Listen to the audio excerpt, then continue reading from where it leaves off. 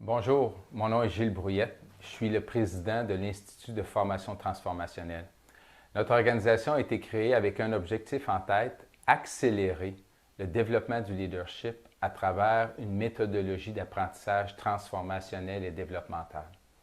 Je ne sais pas si vous avez déjà remarqué, soit en vous regardant ou en regardant autour de vous, mais selon les statistiques, 80% des leaders actuellement sont plafonnés dans leur façon de faire, dans leur façon d'être.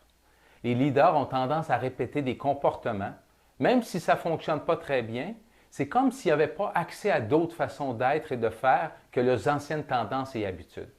En fait, il existe trois grandes tendances, trois habitudes que les leaders utilisent pour exercer leur leadership. La première, et ces trois grandes tendances-là, en passant, ce sont des tendances réactives qui limitent profondément l'efficacité du leadership. Donc, la première, c'est la tendance à la conformité.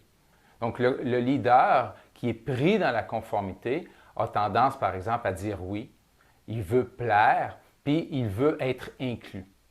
Okay? Un autre groupe de leaders ont une tendance qu'on appelle la tendance à la protection.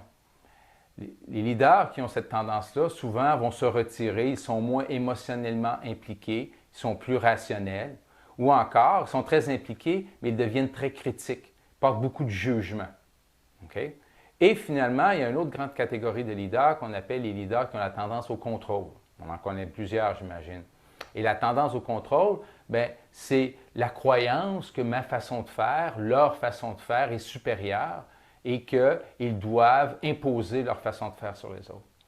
Alors, le programme que je vais vous présenter aujourd'hui s'appelle le leadership conscient et transformationnel, a été créé dans le but de transformer ces tendances réactives-là en des tendances créatives et des tendances de leadership conscient. Donc, les gens qui vivent le programme, parce que c'est une expérience transformationnelle, c'est un 2 jours de transformation, vont amener les leaders à développer cette capacité-là d'introspection et de réflexion pour être capables de mettre au défi ces façons d'être-là qui limitent leur façon d'exercer leur leadership.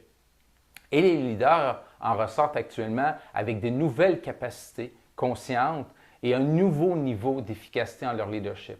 Donc, les leaders deviennent plus agiles, beaucoup plus adaptables, beaucoup plus capables de travailler en collaboration, beaucoup plus capables de créer des relations authentiques avec beaucoup plus d'authenticité, avec beaucoup plus d'intégrité, capables aussi de regarder les situations dans une perspective beaucoup plus systémique. Donc, ils sont capables de regarder les besoins qu'ils ont, les besoins des autres, et être capables d'ouvrir des dialogues beaucoup plus puissants, générateurs de nouvelles perspectives, de nouvelles idées. Ils sont beaucoup plus créatifs et beaucoup plus innovateurs.